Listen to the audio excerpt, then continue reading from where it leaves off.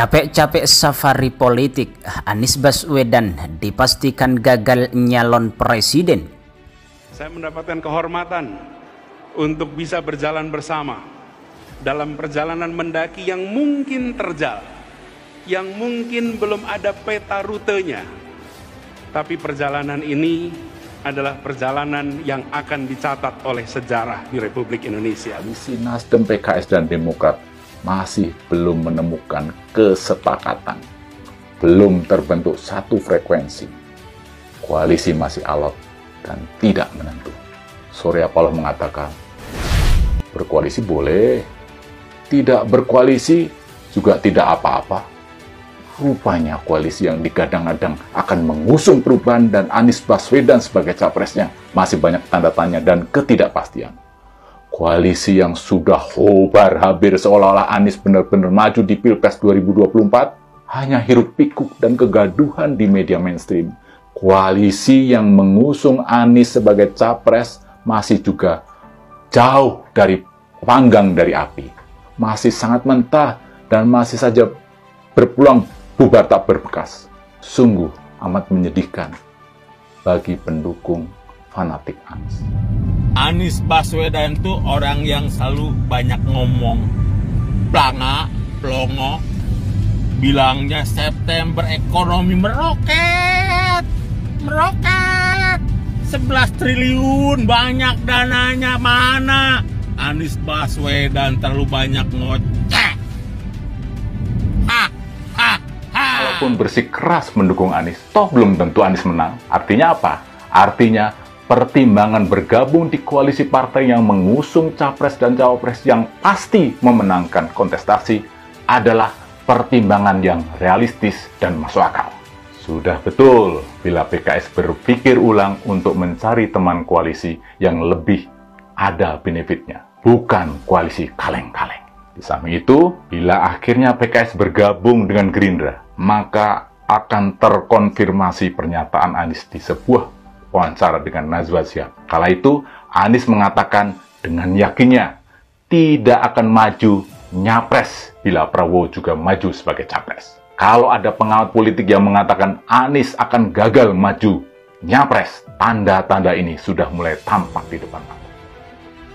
Direktur Eksekutif Kajian Politik Nasional Adif Miftahul menilai bahwa banyak kepentingan yang saling berbenturan dalam rencana pendeklarasian koalisi perubahan yang dimotori oleh Partai Nasdem, Demokrat, dan PKS. Surya Paloh telah memberikan wewenang kepada bakal calon presidennya, Anies Baswedan, untuk menentukan sendiri siapa cawapresnya. Namun hal itu dinilai mengalami kebuntuan.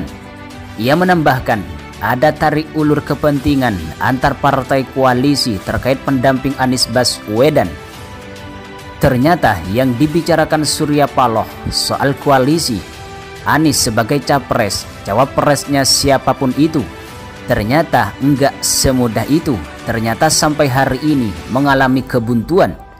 Jelas Adip pada Warta Ekonomi pada Rabu 14 Desember 2022. Dengan dinamika politik yang cair dan intensitas persaingan yang semakin meningkat, Adip menilai ada kemungkinan Anies Baswedan mengalami kesulitan dalam wacana koalisi perubahan. Pasalnya, lanjut Adip, hingga saat ini wacana koalisi perubahan belum menghasilkan keputusan yang berarti. Adip menyebut ketiga partai tersebut mengalami deadlock yang disebabkan oleh terbenturnya kepentingan antar partai koalisi terkait penentuan cawapres pendamping Anies Baswedan. Saya kira kalau bicara hari ini, deadlock sebenarnya belum menghasilkan keputusan yang berarti. Semuanya masih saling beradu kepentingan dan tidak sepakat, kata Adip pada Rabu 14 Desember 2022. Selain itu, Adip juga menilai safari politik yang dilakukan Anies Baswedan hanya memberikan keuntungan praktis bagi Partai Nasional Demokrat.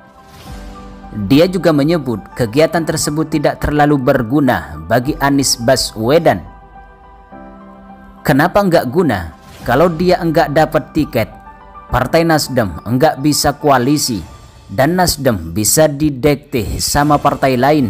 Mau apa Anies? Itulah yang sering saya katakan, Anies rawan terganjal, ungkap Adib pada Rabu 14 Desember 2022. Bahkan Adib menilai akan lebih baik jika safari politik Anies Baswedan juga dilakukan ke partai politik lain. Pasalnya, Adib menilai jika safari politik dipasrahkan pada Ketua Umum Nasional Demokrat, Surya Paloh, akan sangat mudah dipatahkan. Makanya saya bilang, Anies juga harus mendekati elit-elit partai. Jadi kalau safari ke grassroots terus begini, menurut saya yang kental diuntungkan hanya Partai Nasional Demokrat. Sementara itu, Wakil Ketua Partai Nasional Demokrat, Ahmad Ali, menyebut bahwa progres koalisi perubahan tinggal menunggu waktu pendeklarasian. Dia mengatakan deklarasi akan dilakukan sebelum pendaftaran capres dibuka Komisi Pemilihan Umum.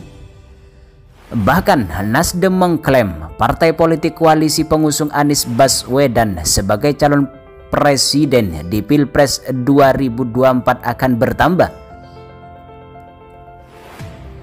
Sejauh ini diketahui baru Partai Nasdem, PKS, dan Demokrat yang tengah menjajaki koalisi untuk mengusung Anies Baswedan.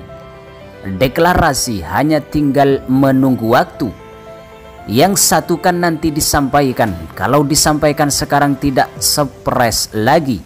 Yang pasti pelangilah, kata Wakil Ketua Umum Nasional Demokrat Ahmad Ali di Makassar pada Sabtu 10 Desember 2022. Meski demikian, Ali enggan merinci partai yang diklaim akan bergabung itu. Menurutnya, saat ini seluruh partai koalisi masih dalam tahap komunikasi politik dengan intens Anies Baswedan dan Surya Paloh.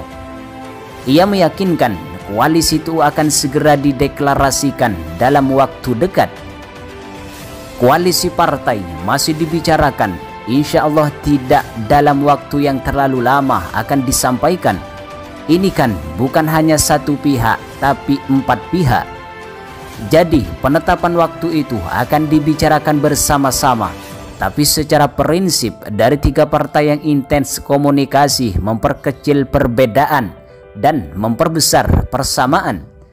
Kemudian berharap di tahun 2023 nanti Anies Baswedan didaftarkan sebagai calon presiden, ungkap Ahmad Ali di Makassar pada Sabtu 10 Desember 2022.